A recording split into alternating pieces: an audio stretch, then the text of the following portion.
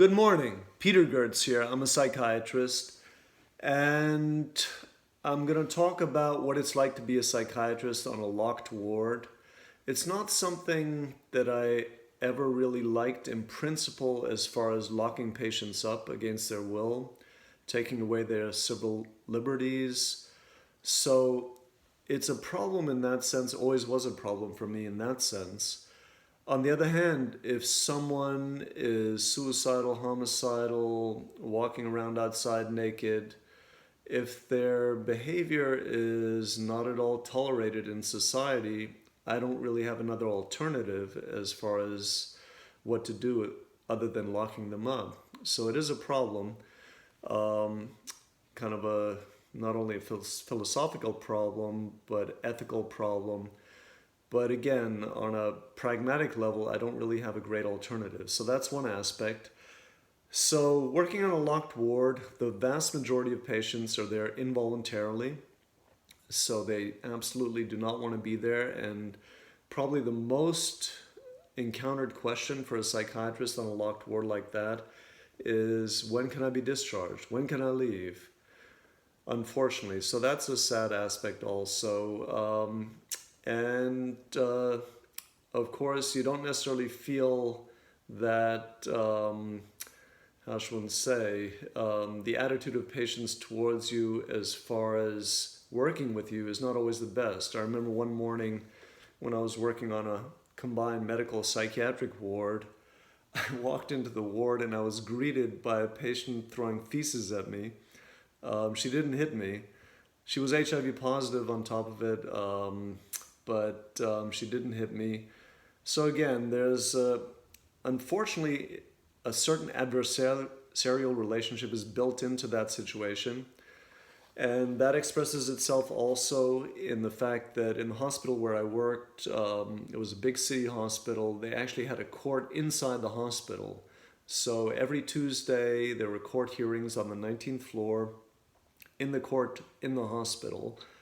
And the court hearings were about whether or not the patient could be discharged, whether the patient had to take medication against their will.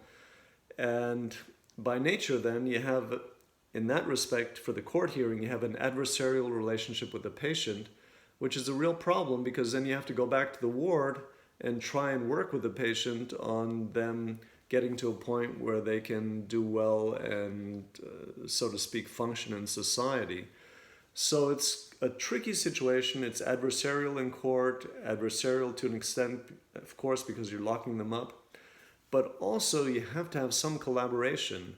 So it's a fine line to walk. And of course, the attitude of patients differs markedly over time. And what's very interesting to me, what was very interesting to me, I worked on locked inpatient wards for about 12 years altogether. So what was interesting to me was often towards the end of their hospitalization, when they were more at ease, maybe thinking more clearly, no longer suicidal, no longer potentially violent, taking care of themselves, when they got to that point, a lot of them, even in spite of having gone to court against me, they did appreciate what happened in the hospital. So it's not a simple relationship with patients like that. There are various aspects. But there often is an aspect also of collaboration and also liking each other to a certain extent. So it's not simple. One thing I liked on inpatient psychiatric wards was I like physical medicine also. I like medical things.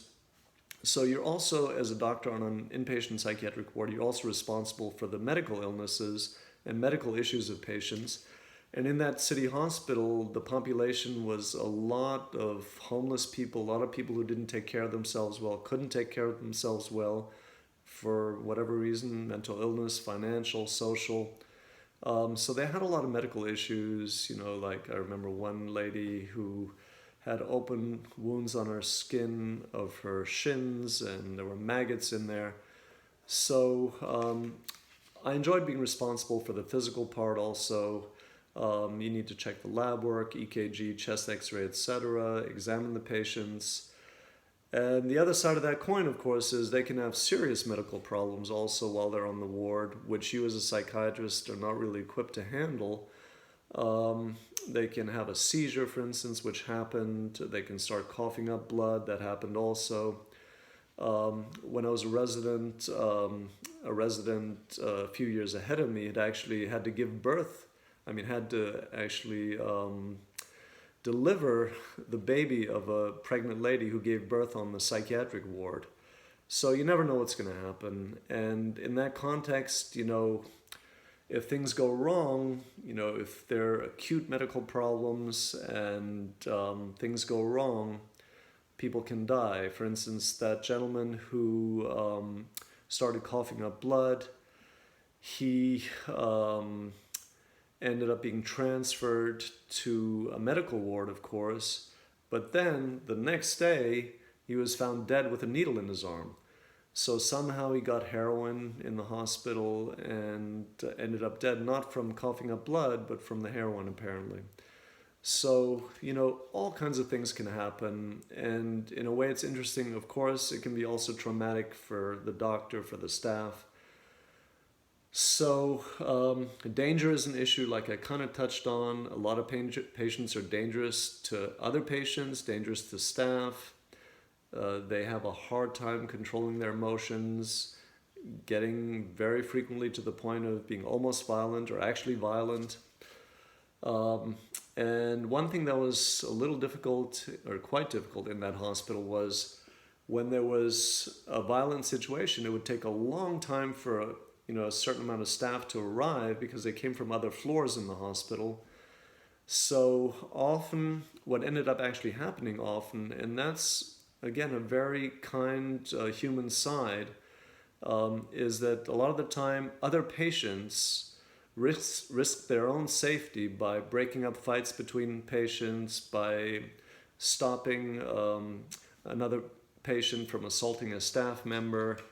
And that, for instance, happened to me. I remember walking around a corner in the hospital and I couldn't see what was around the corner, but I saw a lady, a female patient, running towards the corner with her dukes up, with her fists up, ready to fight a patient who was around the corner about to hit me with a broomstick over the head. So I'm very grateful over the years for what patients have done to defend me and the kindness they've shown. In spite of, even psychotic patients, they can snap out of that very quickly, if a fight breaks loose, and they can really help. So it's quite remarkable to see how people who are really disturbed in an emergent situation, they can help out a lot and show a lot of kindness and human caring. And as far as danger, things happen. People do kill themselves on wards. I'll get to that a little bit later. People have sex on the ward. Unfortunately, when I was a resident on rotation at a state hospital, two men had sex on the ward, and one of them was actually HIV positive. So it's hard, even though you're on a locked psychiatric ward, it's hard for staff to really observe everyone at all times, and patients can really come to harm, or potentially come to harm. Another interesting thing on locked wards and in general in psychiatry is diagnosis. It can be hard to tease out what people's diagnosis is. I remember a lady who was admitted with a diagnosis of schizoaffective disorder, but it turned out, as far as I could tell, the reason she was seeing and hearing things was, or the only times she was hearing and seeing things was when she was falling asleep or waking up from sleep. So it turned out to be something that was not actually a psychotic disorder, but something related to sleep. And that is a very common thing, that people hallucinate when they're drifting into sleep and while they're waking up. So that lady I felt was not psychotic. We took her off the antipsychotic, and as far as I recall, she did well. Another patient came in saying he was suicidal, that he was also vomiting blood, and he remained that way for maybe 3 days, maybe even more, until finally I was able to get in touch with his sister, who actually confirmed to me that he'd been doing this for years. He'd been going to hospitals and saying he was physically ill, to the point of them even having to operate on him. He'd had abdominal surgery, but the sister was telling me he had not actually been physically ill prior to coming to those hospitals. So it turned out to be what we call factitious disorder. So someone feigning a disorder in order to get attention. And also even the psychiatric part with him, he'd also been diagnosed with schizophrenia, but he was also saying he was hearing voices also to get attention. Again, that was clarified after I spoke with the sister. And then after that, I spoke with the patient again, and he admitted all that it was actually not the case. And these people can be dangerous to themselves, undergo surgery for no real medical reason. And that's why I didn't really want to discharge that person, but he went to court and the court discharged him. All right, maybe a few more things, then we'll stop. There are bad outcomes that can happen, death, people kill themselves on wards. A gentleman I remember, I think I mentioned him in another video, he was disco dancing in the hallway after a serious suicide attempt. He was disco dancing in the hallway. He'd come in because of a serious suicide attempt. And 15 minutes later, he was found hanging in his room. And he was still alive though. And he was transferred to a medical ward, but unfortunately he died about a week later. Another patient I remember tried to escape out of the window of the 12th floor where the ward was by cutting the cover of his mattress into little strips, thin strips, and then tying them all together and climbing out the window. Who knows how he opened the window? That wasn't supposed to be possible. But unfortunately, the strap or what he made out of those straps of his mattress snapped, and he fell to his death while he was trying to climb down the strap to the ground. A very disturbed patient also, very psychotic patient, young gentleman. Another thing that can happen is people come in looking psychotic to some people, but it turns out to actually be more of a psychic, spiritual experience. And that, I remember one lady, she said she'd moved to a different apartment, and in that apartment, she began seeing people, and they ended up touching her at one point, even while she was in the bathtub. And then she talked about those people with the doorman of the building, and the doorman said, "Oh, those are the people who used to live there." So that seemed more like a spiritual type experience to me. And I did not feel she was psychotic. We stopped her antipsychotic medication and she did well. Another patient, briefly before I stop, she ended up, well, that's more about diagnosis, but just briefly, this is a patient who was so paranoid about her neighbor that she was hospitalized several times. And I thought it was just paranoia, but unfortunately, one doesn't exclude the other. She was paranoid, but part of it was actually true. Apparently, her neighbor actually admitted to harassing her, but not to the extent that she mentioned with like video cameras in her apartment. But he actually did admit to, as far as I recall, knocking on her door at all hours of the day and night.